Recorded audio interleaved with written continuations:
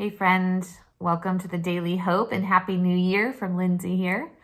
Our word for today is coming from Joel 2:13, and it says this: Rend your heart and not your garments.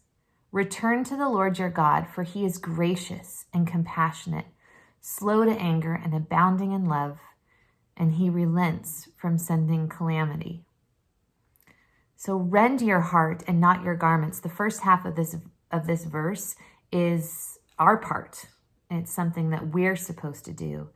And the prophet Joel is telling God's people, rip apart your heart and not your garments. So they had a practice of whenever they were in mourning or something horrible happened or there was an injustice, they would rip their clothes on the outside.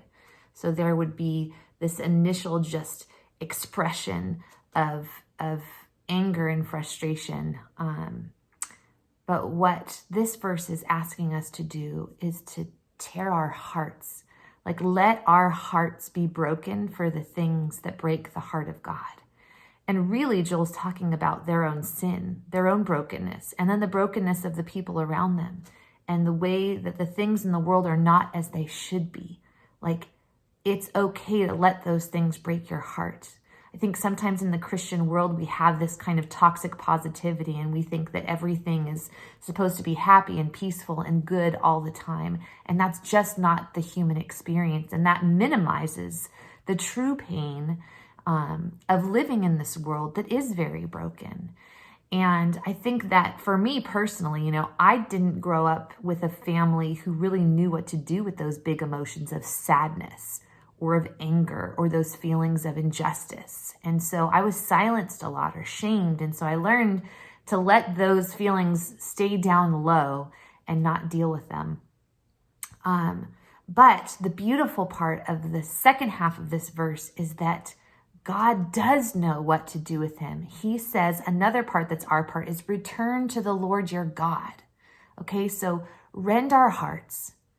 Be brokenhearted about the things that break God's heart, and then return to him because he does know what to do with these broken hearts. And this verse says that he is gracious and compassionate. He's not going to hold us to some perfect standard. We're not going to have to do it right or even well. His grace is going to cover our weakness and our limitations, and compassionate. Like, he understands. He understands our experience. He understands our motivations. He understands our brokenness. And that he's slow to anger. He's not going to judge or shame or mock or tell you not to feel that way, but he is abounding in love. He is going to be patient, and he's going to bring peace and righteousness. And it says that he relents from sending calamity. So often we're unaware of sin. We're ignoring it. We're distracted by it. We don't want to feel the pain. We don't want to feel the hurt. And while we're living in that place, calamity is piling on us because we're just not addressing the issue. But God says, address it and turn to me. And that is going to prevent calamity for you.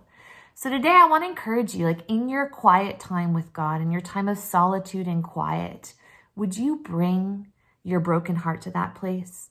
Maybe it's not something you're used to bringing to him. Maybe you feel like you have to have it all together before you bring it to him. But today, bring that broken heart, the reality of your own sin and other sin, the implications of that sin and what has happened, bring that into that space with God. And you will find his loving nature there ready to receive you.